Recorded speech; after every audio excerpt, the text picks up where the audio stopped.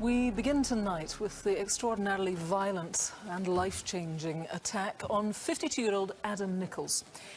The former professional footballer was working all hours with his brothers, managing a designer clothes delivery business from an industrial estate in Essex.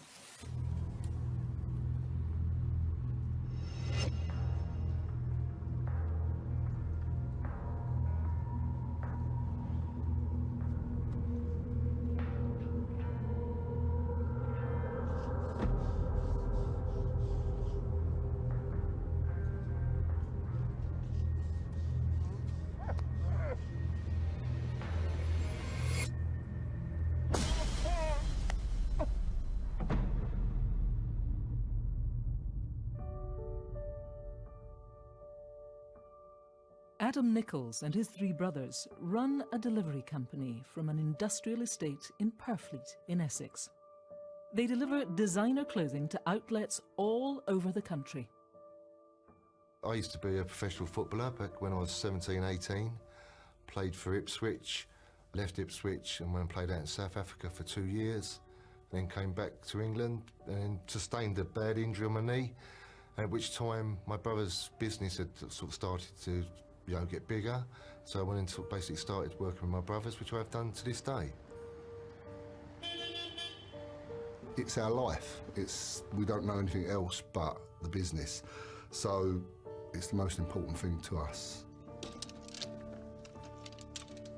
In the last, say, 3 to 4 years, things have got very tough.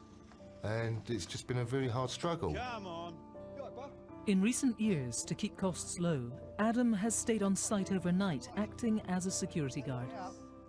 Oh, I'll see you tomorrow. You will? His brothers would turn up with fully loaded vans around 4 p.m, ready for the next morning's delivery. It was January the 28th, so it was dark. Obviously, it got dark by 3:30. Closed it, I think it was quite a cold night. Closed the door and just basically settled down for the night, made myself a cup of tea, and basically put the telly on.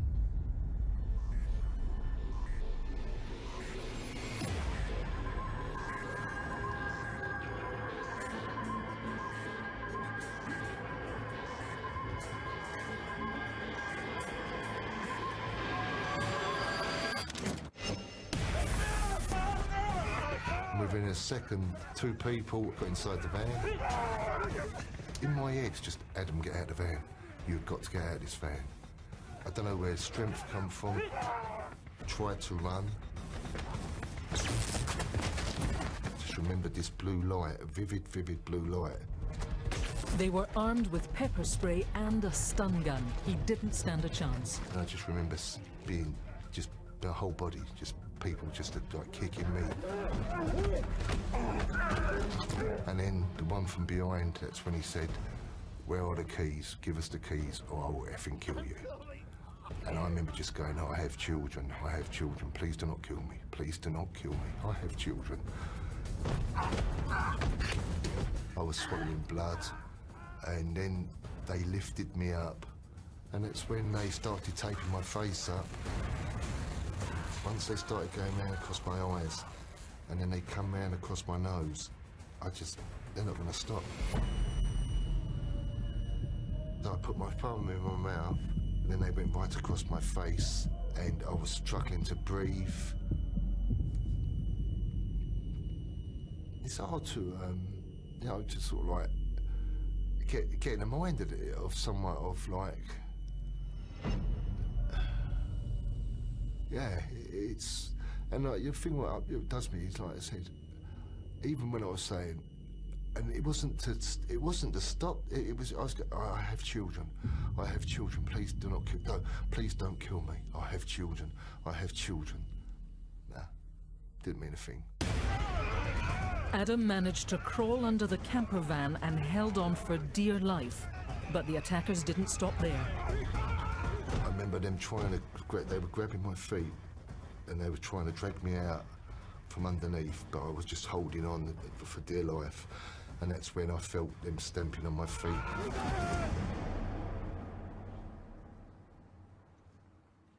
It all went quiet, and I remember laying under the van for about 5 minutes, which was the most scary, was the scariest time for me, because I couldn't see, I couldn't get the tape off my face.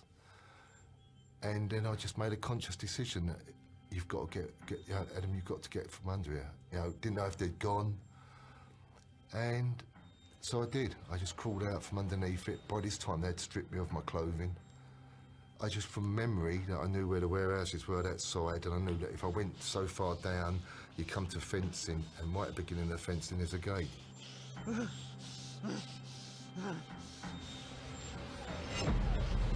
as I pushed the fence in, the gate opened.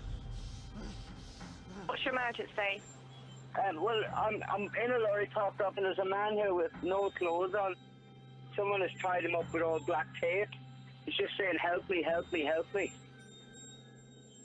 One part of you thinks, would it have been easier to give them the keys? But then I think he would have lost his livelihood. So I know for the reason why he protected it.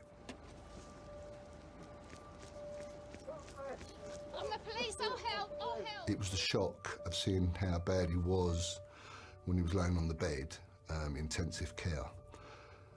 The amount of violence, never ever seen anything like that before. His face was, couldn't recognise him. You know, I've lost the sight of my left eye. My eye had been pushed back into my face and dropped.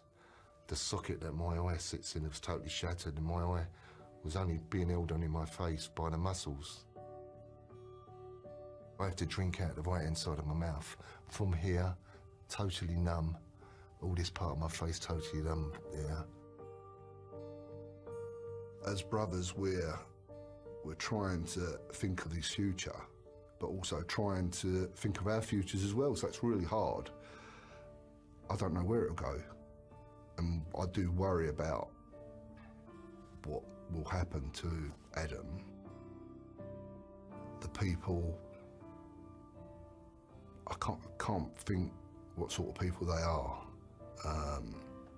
To do that to him. Never ever want to wish that upon anyone. You know, in my heart, yeah, if they would have killed me, they will kill someone. They will. And these people they shouldn't be out in the streets. They should not be out in the streets.